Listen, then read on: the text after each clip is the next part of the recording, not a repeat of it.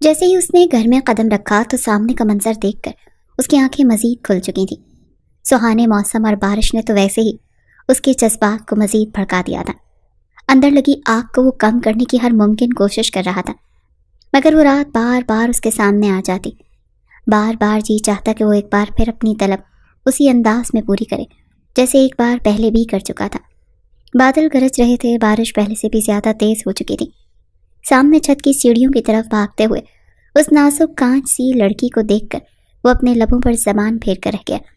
بارش تیز ہونے کی وجہ سے اس کے خد و خال واضح ہو چکے تھے، مکمل طور پر بھیگ چکے تھے۔ ایک لمحے کی بھی دیری کیے بغیر اور وہ اس کے پیچھے ہی جانے لگا۔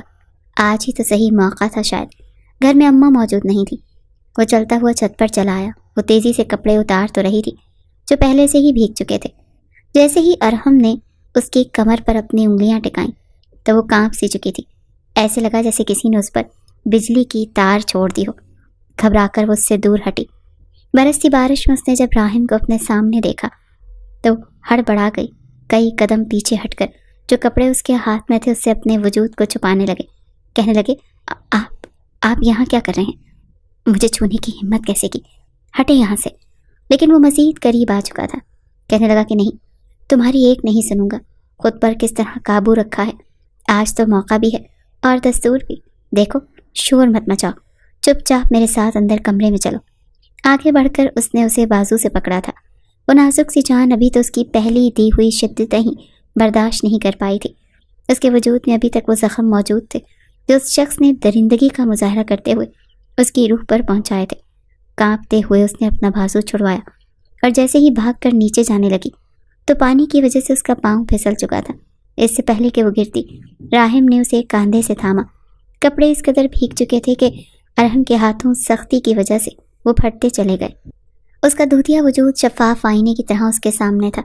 راحم نے یہ منظر دیکھا تو مزید ہی بے قابو سا ہو گیا اور اگلے ہی پل اسے اپنی باہوں میں بھر کر وہیں چھت پر بارش میں لٹا کر ہی گھر میں شادی کی تیاریاں عروج پر تھیں۔ راحم اپنی ہونے والی دلہن سے بالکل انجان تھا۔ اسے تو تصویر تک نہیں دکھائی گئی تھی۔ اسے بڑے 3 بھائی تھے، تینوں شادی شدہ تھے۔ اس کی والدہ ماجدہ بیگم پرانے خیالات کی تھی۔ کہتی تھی شادی سے پہلے ہمارے ہاں لڑکے کو لڑکی کی تصویر دکھانے کا یا ملاقات کروانے کا کوئی رواج نہیں ہے۔ میں اپنی تینوں بہویں بھی ایسے ہی لے کر آئی ہوں اور اللہ کا شکر ہے کہ میرے بیٹے اپنی بیویوں کے ساتھ راضی اور خوش ہیں۔ لیکن راحم کو اس بات پر اعتراض تھا۔ میں تو دیکھوں گا بھائی اور بات بھی کروں گا، لیکن ماجدہ بیگم نے صاف انکار کر دیا۔ تینوں بھائیوں میں سے کسی نے اس کا ساتھ نہیں دیا تھا۔ وہ کہتے تھے جب ہم نے اپنی بیویوں کو شادی کی رات ہی دیکھا تو تم بھی دیکھ لینا، تم کیوں اتنی بے تابی اور بے صبری دکھا رہے ہو؟ راحم کا شمار ان لڑکوں میں ہوتا تھا جنہیں شادی کا کچھ زیادہ ہی شوق ہوتا ہے۔ وہ شادی کو اپنا شوق پورا کرنے کا سامان سمجھتے ہیں، ذمہ داری نہیں۔ دل کے مچلتے ہوئے جذبات راحم کے دن بدن بڑھتے جا رہے تھے۔ کبھی کسی لڑکی کا تصور اس کی آنکھوں میں آ بیٹھتا تو کبھی کسی کا۔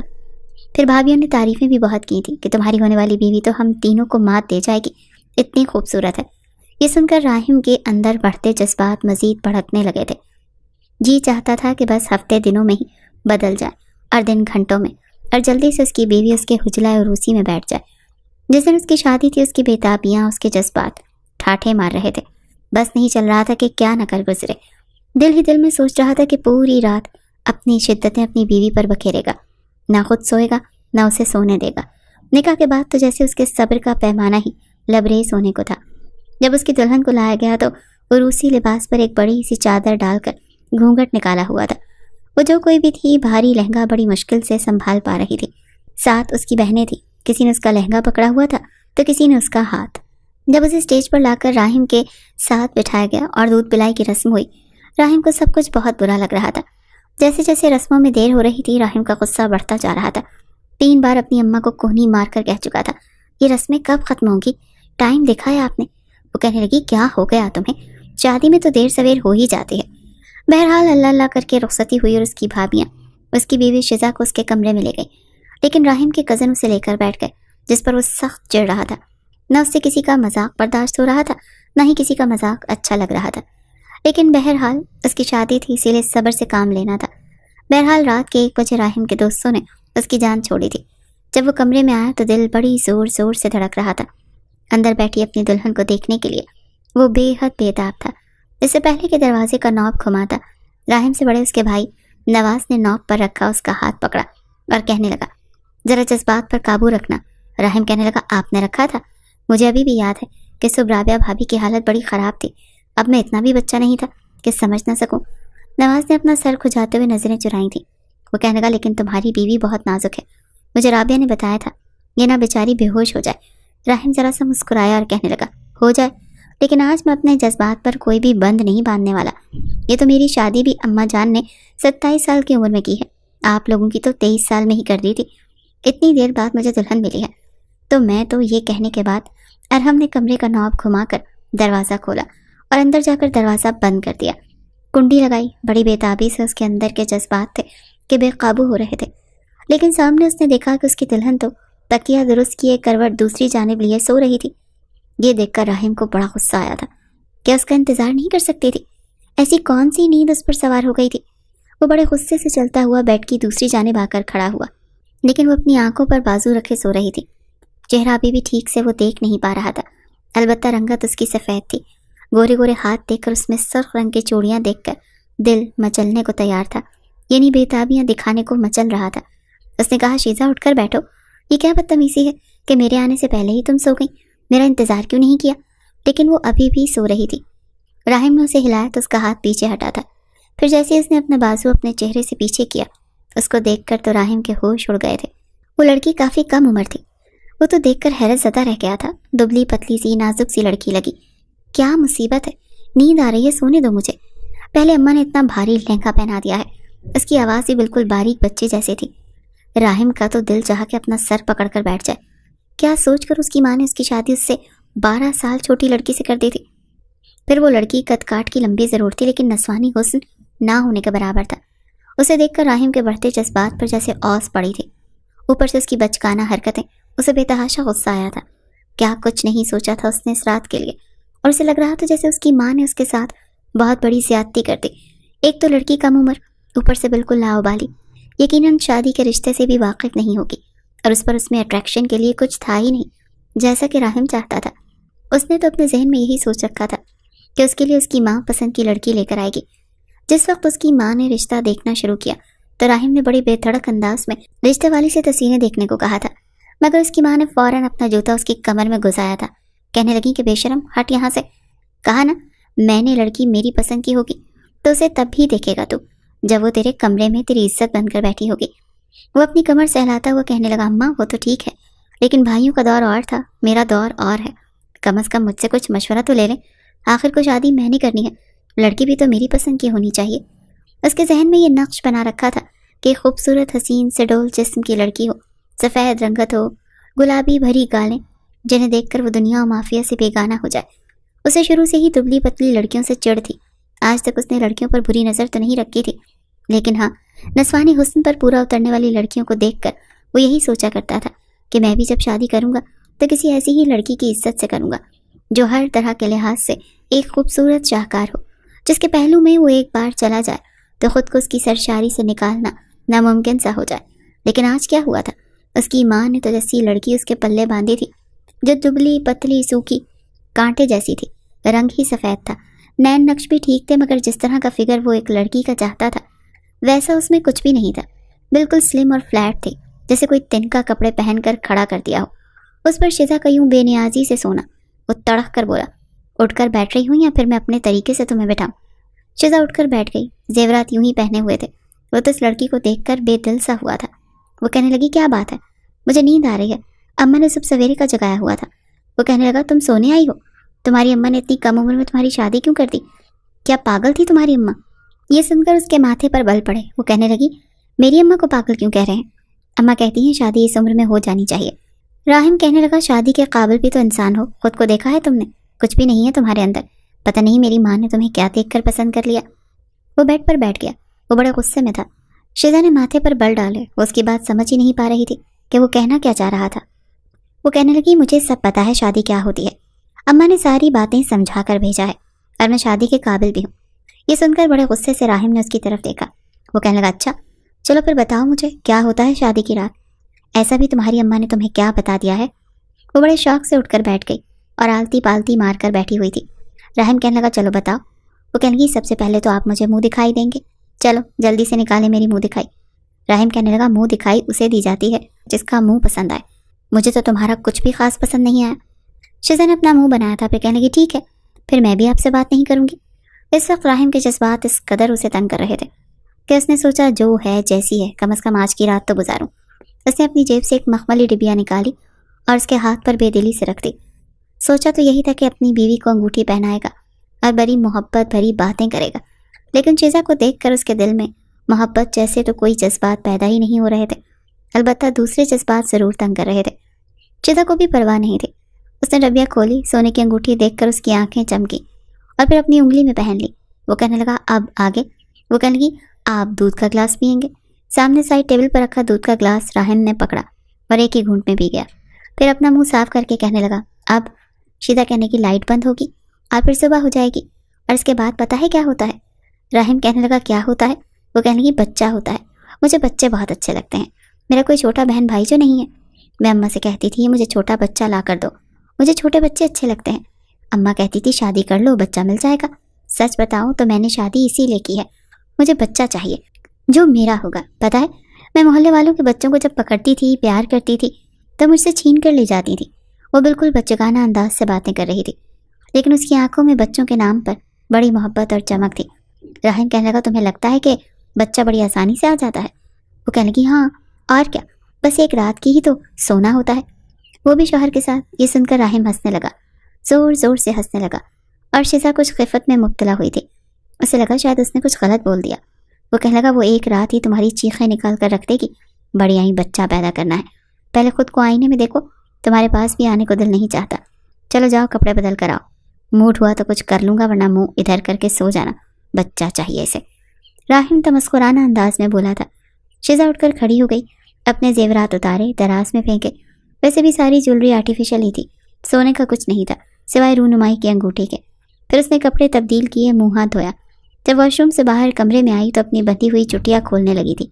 ये देखकर राहिम के कुछ कुछ होश उड़े थे, क्योंकि उसके बाल कमर तक लंबे थे और काफ़ी घने थे। चुटिया खोलने के बाद उसने बालों को कंघा किया और आकर बेड पर लेट गई। वो कहने लगी, बत्ती बुझा दे, मुझे रोशनी में नींद नहीं आती। जैसे ही राहिम के बेताब नजरें उसके बालों से होते हुए उसके चेहरे पर सफ़र करते हुए कुछ नीचे की जानिब उठी, तो दिल फिर से बेजार सा हुआ था, क्योंकि उस लड़की में नस्वानी खूबसूरती बिल्कुल ना होने के बराबर थी। राहिम ने लाइट बंद की और दूसरी जानिब करवट लेकर सो गया। शिजा भी सो चुकी थी। सब कमरे के दरवाजे की दस्तक पर राहिम की आंख खुली थी। उसने शिजा को उठाया और कहने लगा, उठो, नहाकर कपड़े बदलो और मैं दरवाज़ा खोलता हूँ। वो कहने लगी, अभी तो मुझे नींद आ रही है। वो कहने लगा, मैं क्या करूँ, नींद आ रही है तो उठो जल्दी से। वो बेजारी से बोला था। शिजा उठकर बैठ गई।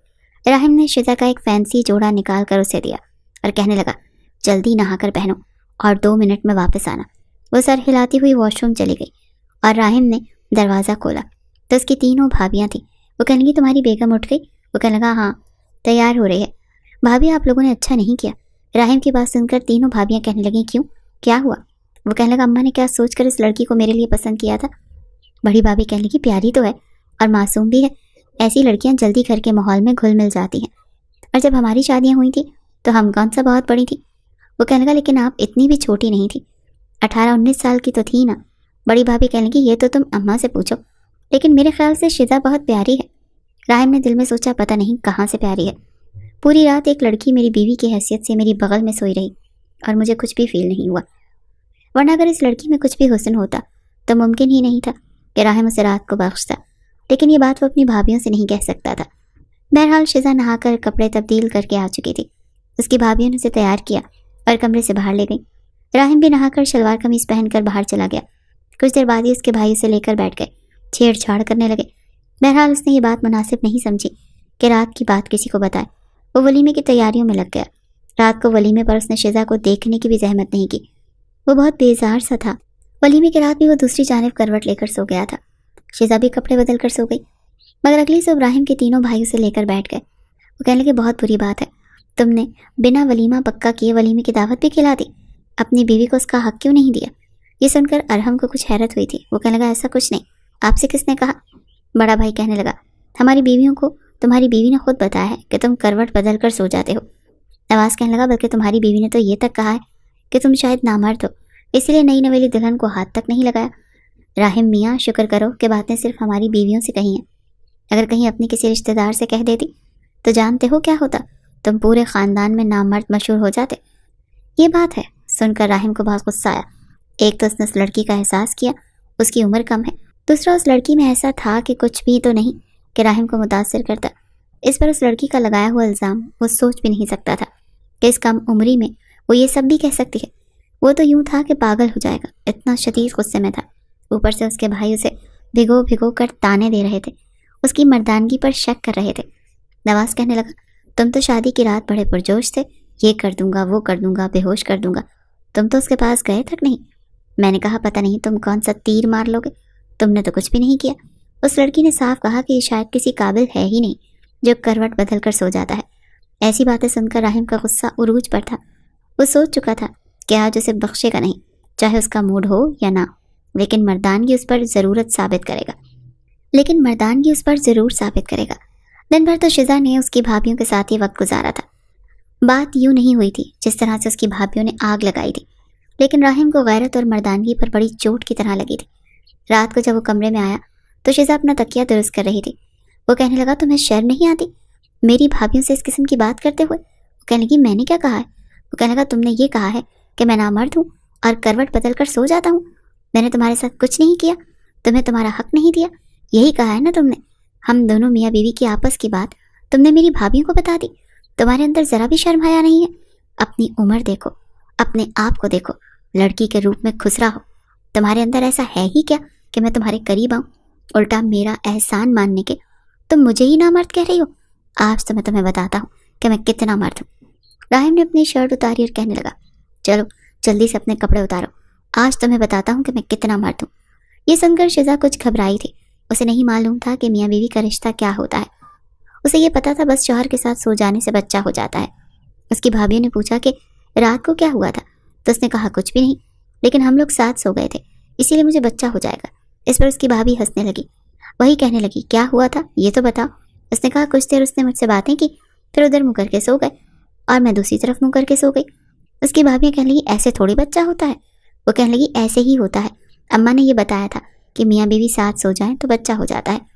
تینوں بھابیاں اس کا بڑا مذاق اڑانے لگی، اور ساتھ میں راہم کا بھی، کہ لگتا ہے وہ تو اس قابل ہے ہی نہیں کہ بیوی کے ساتھ کچھ کر سکے۔ جب شزا نے نامرد کا لفظ سنا تو کہنے لگی، ہاں ہو سکتا ہے وہ نامرد ہو۔ شزا کو تو یہ تک نہیں پتا تھا کہ نامرد ہوتا کیا ہے، کسے کہتے ہیں۔ وہ اپنے والدین کی چھوٹی بیٹی تھی۔ بڑے دونوں بہن بھائیوں کی شادی کافی پہلے ہو چکی تھی، اور وہ تھی بھی ان سے 15 سال چھوٹی، اور اس کے بعد کوئی بہن بھائی نہیں تھا، لیکن اسے بچوں سے بہت محبت تھی، اسے بچوں کا بہت شوق تھا۔ جب بھی ماں سے الٹے سیدھے سوال کرتی تو وہ اسے الٹے سیدھے جواب بھی دے دیتی، لیکن اسے حقیقتاً کسی بات کا کوئی علم نہیں تھا۔ لیکن اب جو کچھ راہم اس سے کہہ رہا تھا اور جتنے غصے میں تھا، وہ بری طرح سے گھبرا کر رہ گئی تھی۔ وہ فوراً بیڈ سے کھڑی ہو گئی اور کہنے لگی، مجھے باہر جانا ہے، آپ بہت غصے میں، مجھے آپ سے ڈر لگ رہا ہے۔ اس سے پہلے کہ وہ دروازے کے پاس جاتی، راہم اس کی کلائی پکڑ چکا تھا۔ وہ کہنے لگا، میرا دماغ پہلے ہی سے بہت خراب ہو چکا ہے، مزید مجھے غصہ دلاؤ گی تو میں تمہارا حشر بگاڑ دوں گا۔ غصے کے مارے راہم کی آنکھیں گلابی ہو رہی تھیں، وہ بے تحاشا غصے میں تھا۔ اس نے کلائی سے پکڑ کر ہی اسے کھینچا اور بستر پر پھینکا تھا، پھر کہنے لگا، جلدی اپنے کپڑے اتارو۔ یہ کہہ کر اس نے کمفرٹر پکڑا اور بیڈ پر آ گیا، لیکن شیزا گھبرائی ہوئی تھی، اس کے اوپر لیٹ چکا تھا، کمبل بھی اپنے اوپر لے لیا تھا۔ اب دونوں ہاتھ اس کی کمر پر لپیٹے اس کی قمیض کی زپ کھولنے لگا۔ وہ بری طرح سے گھبرا رہی تھی۔ یکدم اس نے چلانا شروع کر دیا، لیکن راہم اس کے ہونٹوں کو اپنی دسترس میں لے چکا تھا۔ وہ اس پر اپنی شدتیں بکھیرنے لگا، جسے سہنا شیزا جیسی نازک لڑکی کے لیے ناممکن سا تھا۔ اس کی آنکھوں سے آنسو بہہ رہے تھے اور راہم اس پر اپنی مردانگی جتا رہا تھا۔ شدت جذبات سے وہ اس قدر چور تھا کہ شیزا کے ہونٹوں کو زخمی کر چکا تھا۔ ساتھ ساتھ یہ بھی کہہ رہا تھا، تمہیں بہت شوق ہے نا بچہ پیدا کرنے کا، بچہ یوں ہوتا ہے۔ شیزا کو لگ رہا تھا کہ اس کا سانس رک جائے گا، وہ مر جائے گی۔ جب راہم کے جذبات کچھ ٹھنڈے پڑے تب تک وہ بے حال ہو چکی تھی۔ اسے لگ رہا تھا وہ زندہ نہیں رہ پائے گی۔ پتہ نہیں اسے متعارف کروایا تھا یا پھر کوئی سزا دی تھی۔ بس راہم کے لیے یہ سب کچھ اتنا انا کا مسئلہ بن گیا تھا۔ اس نے تسکین اور اپنے جذبات کی تسکین کی خاطر شیزا کے نازک سے احساسات کا بھی لحاظ نہیں کیا تھا۔ کچھ ہی دیر بعد وہ بے ہوش ہو چکی تھی، لیکن راہم کو خبر نہیں ہوئی۔ وہ گہری نیند سو چکا تھا۔ صبح جب اس کی آنکھ کھلی تو اس نے شیزا کو ہونٹ سے بہتا ہوا خون دیکھا، اس کی گردن پر ناخن کی کھونچیں دیکھی، جگہ جگہ اپنی وحشت کے نشان اس کی گردن پر تھے۔ وہ دیکھ کر اسے کچھ شرمندگی کا احساس ہوا تھا۔ اس نے ضرورت سے زیادہ ہی اسے اپنے جنون کا نشانہ بنایا تھا۔ اب اسے افسوس ہو رہا تھا۔ اس لڑکی کی آنکھوں سے آنسو ابھی بھی بہہ رہے تھے۔ وہ دھیرے دھیرے سے سانس لے رہی تھی۔ یہ دیکھ کر راحم کے 14 طبق روشن ہوئے تھے۔ وہ فوراً سے اٹھ کر بیٹھ گیا۔ شیزا، شیزا کہہ کر اس نے ہلانے لگا، لیکن وہ نیم بے ہوشی میں تھی۔ آنکھوں سے آنسو بہہ رہے تھے، ہونٹ کپ کپا رہے تھے۔ جو حالت اس نے کی تھی، اگر وہ کسی کو بلاتا تو یقیناً اس کی ماں اسے بہت باتیں سناتی۔ وہ تو بری طرح سے گھبرا گیا تھا۔ اپنے آپ کو سرزنش کرنے لگا کہ یہ میں نے کیا کر دیا۔ وہ خود کو ملامت کرنے لگا کہ اتنا غصے میں آنے کی کیا ضرورت تھی۔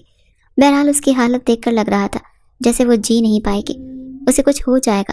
اس نے جلدی سے سائڈ ٹیبل سے جگ اٹھایا اور گلاس میں پانی ڈال کر اس کے منہ پر چھڑکا اور کچھ اسے سہارا دے کر بیٹھا کر اس کے منہ پر گلاس لگایا، لیکن پانی اس کے منہ سے باہر گر گیا تھا۔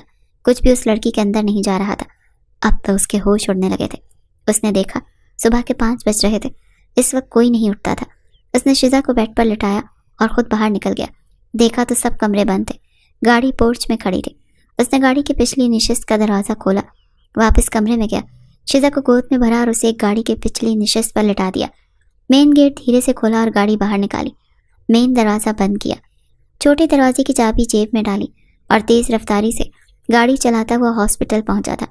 ڈاکٹر کے پاس لے کر گیا تو ڈاکٹر پوچھنے لگی کہ اس کے ساتھ ریپ ہوا ہے۔ یہ سن کر راحم کا جی چاہا کہ چلو بھر پانی میں ڈوب مرے۔ کیا حال کیا تھا اس نے اس کا۔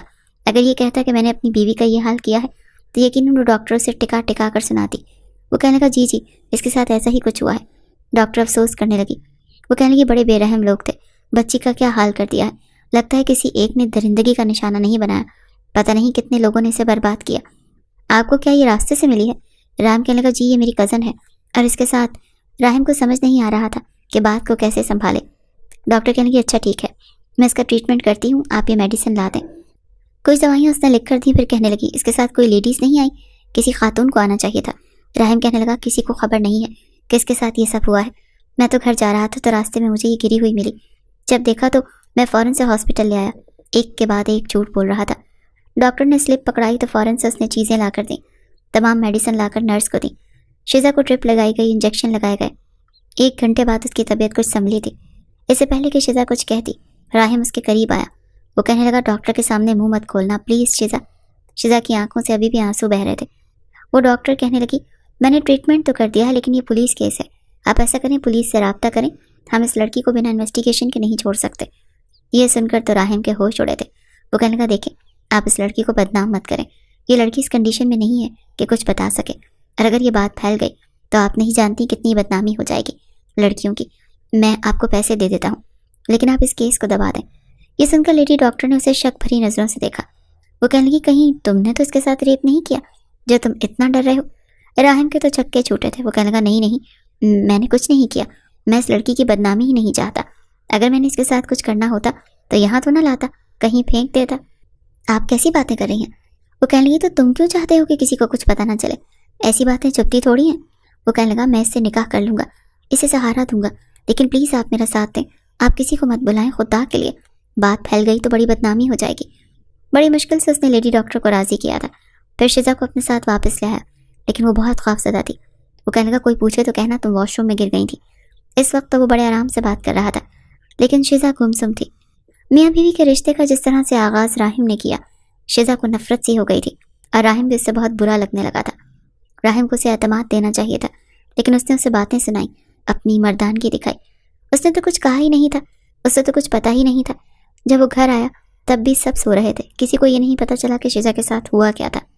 راحم پریشان تھا، اسے کمرے میں لے کے آ گیا، کمرے کی چادر تبدیل کی، اسے بیڈ پر لٹایا، پھر اسے گرم دودھ ہلدی ڈال کر دیا۔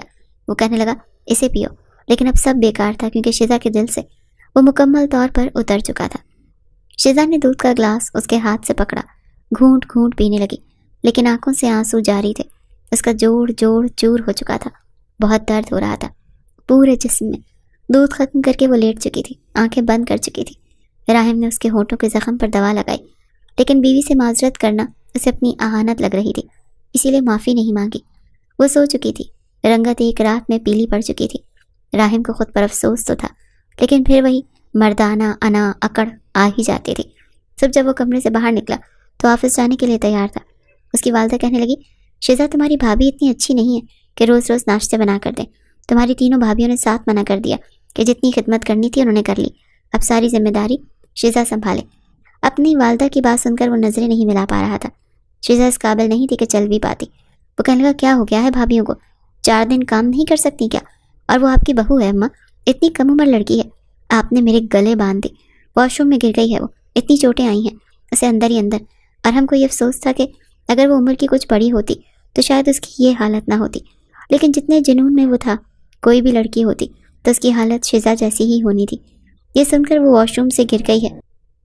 फरहाना बेगम को तो सीने पर हाथ गया था। वो कहने लगी, हाय हाय कैसे गिर गई, और तुम अब बता रहे हो मुझे, हटो पीछे। और हमको पीछे करके कमरे में गई। शिजा की हालत देखकर परेशान हो गई थी। वो कहने लगी, इसे तो बहुत चोटें लगी हैं, कैसे गिर गई, रंगत कैसे पीली पड़ गई है बच्ची की, और तुम ऑफिस के लिए तैयार हो रहे हो? गाड़ी निकालो, मैं इसे डॉक्टर के पास लेकर जाती हूँ। वो कहने लगा, डॉक्टर क्या कर लेगी, गिरी है, ठीक हो जाएगी। वो कहने लगी कि नाखून के निशान कैसे लगे? वो कहने लगा, मुझे क्या पता, वॉशरूम में गिरी है, इसके अपने नाखून बड़े हैं, लग गए होंगे। अम्मा आप सवाल जवाब कम करें, बस इसे कुछ खाने पीने को दें। मैंने वैसे ही हल्दी वाला दूध पिला दिया था। वो रोई जा रही थी, मुझे ऑफिस जाना ज़रूरी है, मैं जाऊँ? राहिम ने जान छुड़ाई थी। फरहाना बेगम कहने लगी, जाओ मैं देख लूँगी। राहिम तो वहाँ से जा चुका था, लेकिन सारा दिन ऑफिस में भी उसका ध्यान शिजा की तरफ ही रहा। बहुत बार मोबाइल उठाया कि उसके नंबर पर कॉल करे और उससे उसकी सेहत के बारे में पूछे, लेकिन अंदर ही अंदर शर्मिंदगी उसे खाए जा रही थी। बार बार गुज़िश्ता रात के गुजरे लम्हात उसको याद आ रहे थे, और वो जो लैपटॉप पर टाइपिंग में मसरूफ़ था, फ़ौरन उसका ध्यान अपने काम से हट कर जाता। अगर कोई सवाल करता तो खोए खोए अंदाज में ही उसका जवाब देता। जिस वक्त ऑफिस से छुट्टी हुई तो भारी कदमों के साथ ऑफिस से निकला, और 10-15 मिनट तो एक ही जगह खड़ा गहरे गहरे सांस लेकर खुद को मुतमईन करने लगा। न जाने क्यों वो आज घर जाने से कतरा रहा था। घर जाता तो न जाने उसकी माँ, उसकी भाभियाँ कैसी नज़रों से उसे देखती, कैसे कैसे सवाल करती। अगर कहीं उसने नादानी में भाभियों को सब कुछ बता दिया होता तो ये पागल लड़की तो पहले भी न जाने क्या कुछ उनसे कह चुकी थी। यही सोचकर राहिम खुद को सबकी नज़रों में शर्मिंदा सा महसूस कर रहा था। बहरहाल घर तो जाना था। आज वो काफ़ी लेट घर पहुंचा था। जैसे ही घर में दाखिल हुआ तो सामने उसकी बड़ी भाभी उसे घर में आता देखकर घूर घूर कर ही उसे देख रही थी, जबकि दूसरी भाभी जिस वक्त कुर्सी पर बैठी रात की बिरयानी के लिए सलाद काट रही थी, उसे आता देखकर फ़ौरन अपना दुपट्टा ठीक किया और मुँह ही मुँह में बड़बड़ाने लगी। वो घबरा सा चुका था। जहन में वसवसे गर्दिश करने लगे कि कहीं शिजा ने सबको सब कुछ बता तो नहीं दिया। वो बोझल कदमों के साथ जैसे ही कमरे में आया तो सामने फरहाना बेगम उससे टकरा गई। कहने लगी कि आज आने में इतनी देर क्यों कर दी? वो जब भी तब जब नई नई शादी हुई है, बीवी तुम्हारी इस हालत में सुबह से बिस्तर पर पड़ी है, ना कुछ बोलती है ना कुछ खाती है। ऐसे लगता है जैसे उसके जिस्म से किसी ने रूह खींच कर अलग कर दी हो। जिंदा मूरत बनी छत को देखे जा रही है, और तुम तमाम घर में दाखिल हो रहे हो। क्या बॉस से कह नहीं सकते थे कि मुझे जल्दी जाना है, बीवी मेरी खैर से सुबह सुबह वॉशरूम में गिर चुकी है? राहिम थोड़ा सा शर्मिंदा हुआ, फिर कहने लगा, इतने दिन छुट्टी की है, काम भी बहुत था, इसीलिए आने में देरी हो गई। शिजा कैसी है अब? फरहाना बेगम से शुरू हुई तो पीछे देखने का नाम ही नहीं लिया। साथ उसकी तीनों भाभियां भी बोलने लगीं, हमने तो सोचा था कि आएगी तो हमारा कोई हाथ बट जाएगा, कोई सुकून का लम्हा हमें भी नसीब होगा, मगर ना जी, अम्मा ने भी नई नवेली बहू को ऐसा सर चढ़ाया कि जैसे हम तो यहाँ पर नौकरानियाँ हैं ना। सुबह से उसको कभी दलिया बना कर दे रहे हैं, कभी उसकी फरमाइश पर कस्टर्ड बना कर दे रहे हैं, लेकिन नहीं, महारानी ने फरमाइश भी की तो क्या, मुझे नूडल्स खाने हैं, वो भी चटपटा फ्लेवर। तुम्हारे भाई सुपर स्टोर से जाकर उसका वो चटपटा फ्लेवर लेकर आए हैं, और अब उसने खाकर सुकून की नींद दी है। ऊपर से उसके मायके से सब लोग मिलने भी आ रहे हैं, वो अलग, हम बिरयानी पकाती फिर रही हैं। फरहाना बेगम ने इस बात पर अपनी बहू को डांट दिया था, शर्म करो, अभी 2 दिन नहीं हुए आए हुए उसे, और तुम लोगों ने यहाँ पर शोर शराबा डाल दिया है। खबरदार, मैंने इससे पहले भी अपने घर का माहौल बिगड़ने नहीं दिया, और अब भी नहीं दूंगी। तुम लोगों के भी जब मायके से और पता नहीं कहाँ कहाँ से सहेलियाँ रिश्तेदार बिला वजह मुँह उठाकर आ जाते हैं, तो मैंने उन्हें दस्तरखान पर कभी किसी चीज़ की कमी नहीं आने दी। मुझे फरहाना बेगम तो अपनी बहू को अच्छा खासा सुना चुकी थी, जब चुपचाप मुँह बसोड़ती हुई दोबारा सलाद के पत्ते काटने में लग गई थी। इन सब की बातें सुनने के बाद राहिम का तो दिमाग घूम कर रह गया था। वो कमरे में आया तो सामने शिजा अभी भी कंबल पर मुंह किए सो रही थी। शायद उसे पता चल चुका था कि राहिम आ चुका है। उसके करीब आया और कंबल उसके चेहरे से हटाया। एक नज़र उसके चेहरे पर डाली तो जैसे उसका सांस ही रुक चुका था। पहले जो चेहरे पर सिर्फ सुर्ख निशान थे, अब नील में बदल चुके थे। गर्दन पर मौजूद नाखनों के निशान पहले से गहरे हो गए। ये देखा तो वो घबरा सा गया। इस घर तक तो ठीक था, लेकिन अगर वो अपने घर वालों के सामने कुछ बोल देती तो क्या होता, ये सोचकर भी परेशान हो गया। कहने लगा, शिजा क्या हाल है, ठीक हो ना तुम? तुम्हारी तबीयत पहले से बेहतर हुई? कुछ खाया पिया तुमने कि नहीं? उसे देखकर एक बार फिर आंखों से आंसू आ चुके थे। वो सहम कर फौरन अपना दुपट्टा ठीक करने लगी और एक कोने में जाकर सिमट कर बैठ गई। उसे यूं खुद से डरता देखकर वो कहने लगा, डर क्यों रही हो? शौहर हूँ तुम्हारा, कोई गैर तो नहीं। बताओ मुझे, तबीयत बहाल हुई तुम्हारी? और तुमने किसी को कुछ बताया तो नहीं? बोलो। वो उससे बार बार यही सवाल कर रहा था, लेकिन वो तो चुपचाप पत्थर की मूरत बनी बैठी थी। राहिम को एक बार फिर उस पर गुस्सा आने लगा। कहने लगा, क्या मुंह में लोहे के चने चबा रही हो? जो तुम्हारा मुंह हिल नहीं रहा, बोलोगी भी कुछ? लेकिन वो बोलती इससे पहले ही बाहर मेहमानों का शोर उठ गया। जैसे ही अपनी माँ, खाला और बाकी रिश्तेदारों की आवाज़ सुनी तो वो फौरन बेड से उठी थी। दीवानावार वो बाहर भागी। उसे यूं जाता देखकर राहिम को ये लगने लगा कि कहीं वो सबके सामने सच्चाई ना उगल दे। उसने अगले पल एक बाजू से झटक कर उसे अपने करीब किया था। कहने लगा, ये क्या है? तुम अपना हुलिया तो दुरुस्त करो। ऐसे लग रहा है जैसे कोई उजड़ी हुई औरत बैठी हो। बाल देखो, अपना चेहरा देखो, सबसे मुंह भी नहीं धोया तुमने। अपना हुलिया दुरुस्त करो, दूसरे कपड़े पहनो, हल्का सा मेकअप करो, तभी इन सब के सामने जाना, समझी? और हाँ, खबरदार किसी को कुछ भी बताने की कोशिश की तो यही कहना कि गिर गई थी और तुम्हारे अपने ही नाखून तुम्हारे जिस्म पर लगे। वो उसे ये सब कुछ समझाने की कोशिश कर रहा था और वो अपना हाथ छुड़वा कर कहने लगी, बच्ची नहीं हूँ मैं। मुझे जो बेहतर लगेगा मैं वही करूँगी। अपने हुक्म का पाबंद करने की कोशिश मत कीजिए मुझे। उसकी यूँ चलती ज़बान सुनकर राहिम को गुस्सा आ चुका था।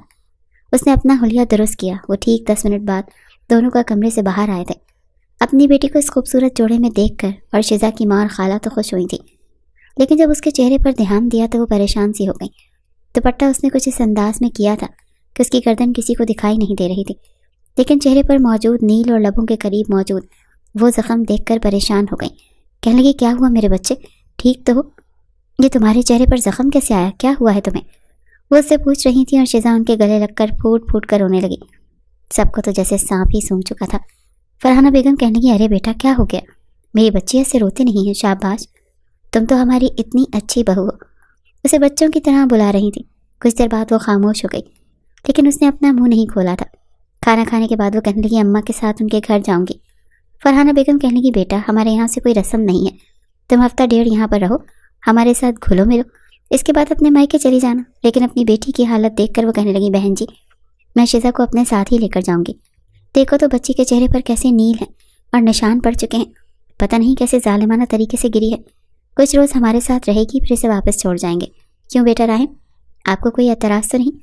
राहिम क्या करता बेचारा, नफ़ी में सर हिलाकर रह गया। सारे मेहमानों के जाने के बाद वो गहरी सांस खारिज करके अपने कमरे में आकर नींद दराज हो चुका था। शिजा तो जा चुकी थी, न जाने कब वापस आती। वो नींद दराज आंखें मूंद कर बैठा था जब धड़ल्ले से दरवाज़ा खुला। रात के 11 बज रहे थे, सब सो चुके थे। जब उसके तीनों भाई कमरे में आए, एक ने उसको गिरेबान से पकड़ा, दूसरे ने बाजू पकड़े और तीसरे ने 3-4 मुक्के उसके पेट में जड़ दिए। अपने भाइयों की हरकत पर वो समझ ना पाया कि हुआ क्या है। बाजों के साथ साथ उसके मुंह पर भी उसका बड़ा भाई हाथ रख चुका था ताकि उसके चीखने की आवाज़ माँ के कानों तक न पहुँच सके। कहने लगे, ये क्या हरकत की है तूने? क्या हमें उल्लू समझ रखा है या हम अंधे हैं? बच्चे हैं, हमें कुछ पता नहीं है क्या? क्या किया है तूने उस मासूम लड़की के साथ? तुझे समझा कर भेजा था कि वो बच्ची है, उसके साथ कुछ मत करना, मगर जैसी उसकी हालत है, जानता भी है तो क्या हो सकता था? अपने भाइयों के सामने वो शर्मिंदा तो हो चुका था। फिर कहने लगा, मैं कुछ नहीं जानता। समझ में आया आपको? मुझे इस बारे में कुछ नहीं पता, क्या हुआ है क्या नहीं। ना उठाती सवाल मेरी मर्दानगी पर, फिर मैं भी उसके साथ ऐसा कुछ ना करता। वो तीनों ही इस बार उसे समझाने लगे कि बीवी सिर्फ एक रात के लिए तुम्हारे पास नहीं आई, सारी ज़िंदगी उसने तुम्हारे साथ रहना है। तुम उसकी इज्जत करो, कदर करो। पता नहीं आजकल के माशरे में मर्दों को हो क्या क्या है, उन्हें लगता है वो पहली रात लड़की पर अपना रोब इसी तरह से जमा सकते हैं, लेकिन हकीकत में अगर वो इन लम्हात में औरत को मोहब्बत दें, उसका ख्याल रखें, तो सारी उम्र के लिए वो मर्द के लिए अपने दिल में इज्जत और एहतराम का रिश्ता कायम कर लेती है। वो उससे मोहब्बत करने लगती है क्योंकि उसे पता होता है कि उसके मर्द को उसका कितना एहसास है, उसका कितना ख्याल रखते हैं। लेकिन तुमने क्या किया? जानवरों जैसा सलूक कर दिया, जैसे वो तुम्हारी इज्जत ना हो बल्कि कोई गैर हो। जैसे उसके भाई उसे समझा रहे थे, उसे एहसास हो रहा था कि वो कितना गलत कर चुका था। जैसे जैसे वो भाइयों की बातों पर अमल कर रहा था, उसे मज़ीद शर्मिंदगी महसूस हो रही थी। वो लोग तो जा चुके थे, लेकिन वो सारी रात सो न सका। अगले रोज़ वो शिजा को लेने के लिए उसके घर पहुंच चुका था। شیزا کی طبیعت اب کافی بہتر تھی، لیکن اس کا کہنا تھا میں ابھی یہیں رہوں گی، آپ کے پاس مجھے واپس نہیں جانا۔ مگر اس کی ماں کہنے کی نہیں بیٹا، تمہارا شوہر تمہیں لینے آیا ہے، اب وہی تمہارا گھر ہے، کچھ دنوں بعد پھر آ جانا۔ شیزا سارے راستے خاموش رہی، اگر کوئی سوال راہم کر دیتا تو اس کا جواب دے دیتی، ورنہ چپ چاپ رہنے لگی تھی۔ پہلی رات جو شوخ انداز اور لڑک پن اس لڑکی میں جھلک رہا تھا، آج ویسا کچھ بھی نہیں تھا۔ وہ کم عمری میں ہی اپنی عمر سے بڑی لگنے لگی تھی۔ راہم اسے گھر تو لے آیا، لیکن وہ بالکل خاموش ہو چکی تھی۔ اگر راہم کوئی بات کرتا تو اس کا جواب دے دیتی، ورنہ چپ چاپ بیٹھی رہتی۔ راہم کو بھی اس کی اس خاموشی نے کچھ بے چین کیا تھا، لیکن پھر اس نے اسے نظر انداز کرنا شروع کر دیا۔ واحد لڑکی ہو جو مجھے اتنا ایٹیٹیوڈ دکھا رہی ہو، دکھاؤ گی بھی کیوں نہ؟ تمہیں راہم جو مل گیا ایٹیٹیوڈ دکھانے کے لیے، ورنہ گھر والوں سے تو یہ 16 سال کی بچی اٹھا کے ہمارے پلے باندھ دی۔ انہوں نے وہ اس بات پر بھی اسے گھور کر دیکھتی رہ گئی تھی، لیکن جواب میں ایک لفظ نہ بولی۔ اسے اس کی خاموشی کھلنے لگی تھی۔ وقت کچھ آگے بڑھنے لگا۔ جب ایک روز وہ گھر لوٹا تو اس کی بڑی تینوں بھابیاں گرمیوں کی چھٹیوں کی وجہ سے اپنے اپنے بچوں اور شوہروں کو لیے مائکے جا چکی تھیں۔ ہر سال گرمیوں کی چھٹیوں میں ایسے ہی ہوتا تھا، اور 10 دن وہ اپنے مائکے چلی جاتی اور وہیں پر وقت گزار کر آتی تھیں۔ گھر میں صرف فرحانہ بیگم اور اس کی بیگم ہی تھی۔ جیسے ہی راہم آ کر بیٹھا تو اس کی نظر کچن کی طرف اٹھی، جہاں پر دوپٹہ اتار کر ایک طرف رکھے وہ کھانا بنانے میں مشغول تھی۔ ایک نظر بھر کر اس نے اپنی بیوی کو سر سے لے کر پاؤں تک دیکھا، اور پھر نہ جانے کیوں اسے دیکھ کر اس کے اندر ایک بار پھر جذبات سر اٹھانے لگے۔ وہ سمجھ نہیں پا رہا تھا کہ پہلی نظر میں اس لڑکی کو دیکھنے کے بعد اسے آنکھ نہیں بھائی تھی، مگر دھیرے دھیرے جب محبت اس کے دل میں بھی گھر کرنے لگی، وہ اس کا احساس کرنے لگا تھا۔ اس کے لیے جب بھی آتا تو کچھ نہ کچھ لے کر آتا۔ اب اسے دو ٹوک بات کرتے ہوئے اسے اپنے رشتے کو ایک محبت بھری شکل دینا چاہتا تھا، اور اب مزید اس سے یوں کٹ کر دور دور نہیں رہ سکتا تھا۔ مل کر کھانا کھانے کے بعد جیسے ہی وہ کمرے میں آئی تو اسے کمرے میں آتا دیکھ کر اس نے شیزا کا ہاتھ پکڑ لیا۔ 2 ہفتوں بعد اسے یوں اپنا ہاتھ پکڑتے دیکھ کر اس نے اپنا ہاتھ چھڑوایا اور کہنے لگی، مجھے چھونے کا کوئی حق نہیں رکھتے آپ، دور رہیں مجھ سے۔ وہ اسے فوراً اپنے سینے سے لگا چکا تھا۔ زبردستی اس کے گرد بازو حائل کر کے کہنے لگا، ارے کیوں چھوڑوں تمہیں؟ تم میری نازک سی پیاری سی بیوی ہو، اب معاف بھی کر دو نا۔ دیکھو میں نے تم سے معافی مانگی ہے نا، تم تو جانتی ہو راہم اتنی آسانی سے کسی کے آگے نہیں جھکتا، لیکن ہاں مجھے احساس ہے کہ میں نے غلط کیا تمہارے ساتھ۔ اس کے منہ سے یہ سن کر وہ جھٹکے سے اس سے جدا ہوئی اور کہنے لگی، یہ غلط تھا، آپ نے میرا ریپ کیا ہے، جانتے ہیں آپ نے مجھے تشدد کا نشانہ بنایا ہے، جیسے کوئی راہ چلتا بھیڑیا اپنی ہوس مٹانے کے لیے کسی معصوم لڑکی کو اذیتیں دیتا ہے۔ میرے لیے آپ کو معاف کرنا بالکل بھی آسان نہیں، سمجھے آپ؟ اور دوبارہ میرے قریب مت آئیے گا، مجھے آپ جیسے درندے سے خوف آتا ہے۔ وہ جو زندگی میں پہلی بار کسی سے معافی مانگ رہا تھا، آگے سے ریئیکشن سن کر آگ بگولا ہو گیا۔ ایک بار پھر انا آڑے آنے لگی، کہنے لگا تم ایسے نہیں مانو گی، اس بار دیکھو میں تمہارا حشر کیا کرتا ہوں۔ بتاتی پھرنا پھر سب کو کہ شوہر نے کچھ ایسا کیا ہے کہ میں اب اپنی کمر بھی سیدھی نہیں کر سکتی۔ اس سے پہلے کہ وہ اس کے قریب آتا وہ چیخنے چلانے لگی، رونے لگی۔ فرحانہ بیگم بھی اٹھ کر آ چکی تھی، وہ ان کے پیچھے چھپ کے رونے لگی، کہنے لگی مجھے بچائیں درندے سے۔ فرحانہ بیگم کہنے لگی، ارے بیٹا یہ کیسی باتیں کر رہی ہو، شوہر ہے تمہارا، درندہ تھوڑی ہے۔ وہ کہنے لگی نہیں، یہ شوہر نہیں ہے، جانتی ہیں اس نے میرے ساتھ کیا کیا ہے؟ وہ روتے ہوئے پہلی رات ہونے والے تمام تر لمحات کے بارے میں فرحانہ بیگم کو بتا رہی تھی، اور وہ یوں تھا جیسے کاٹو تو خون نہ نکلے، یہی چاہ رہا تھا کہ ابھی زمین پھٹے اور وہ اس میں دھنس جائے۔ ایک زوردار تھپڑ فرحانہ بیگم نے اپنے بیٹے کے منہ پر مارا تھا، اور اس کے بعد 3-4 تھپڑ اس کے منہ پر مارے تھے۔ جس طرح اس کے ہونٹوں سے خون نکلا تھا، ٹھیک ویسے اپنی ماں کی انگوٹھی لگنے کی وجہ سے اس کا ہونٹ بھی پھٹ چکا تھا۔ خون کی ایک پھوار اس کے ہونٹ سے نکلی تھی، یقیناً کل صبح تک چہرے پر نیل بھی پڑنے والے تھے۔ وہ اپنے بیٹے کا منہ نوچ کر کہہ رہی تھی کہ لعنت ہے تجھ پر، ارے بے شمار لعنت تجھ پر، تجھ جیسی اولاد پر۔ اگر مجھے پتا ہوتا کہ تو ایسی ہی حرکت اپنی بیوی کے ساتھ کرے گا تو میں ساری زندگی تیرے قریب کسی عورت کو پھٹکنے نہ دیتی۔ شرم نہیں آئی تجھے یہ سوچ کر میں نے تیرے حوالے سے معصوم گلی کی تھی؟ تو شرم کرے گا، شرم کا مقام ہے، بے حس بے حیا انسان۔ وہ چپ چاپ نظریں جھکائے اپنی ماں کے سامنے کھڑا تھا، اور فرحانہ بیگم کے منہ میں جو آ رہا تھا وہ اسے بولتی جا رہی تھی۔ کہنے لگی دوبارہ اگر تو نے اس لڑکی کو ہاتھ بھی لگایا تو دیکھ لے، تمہیں آئندہ کے بعد یہ میرے کمرے میں رہے گی، بس فیصلہ ہو گیا۔ وہیں فرحانہ بیگم اسے اپنے کمرے میں لے جا کر اپنے سینے سے لگا کر کہنے لگی، تو نے مجھے پہلے کیوں نہیں بتایا؟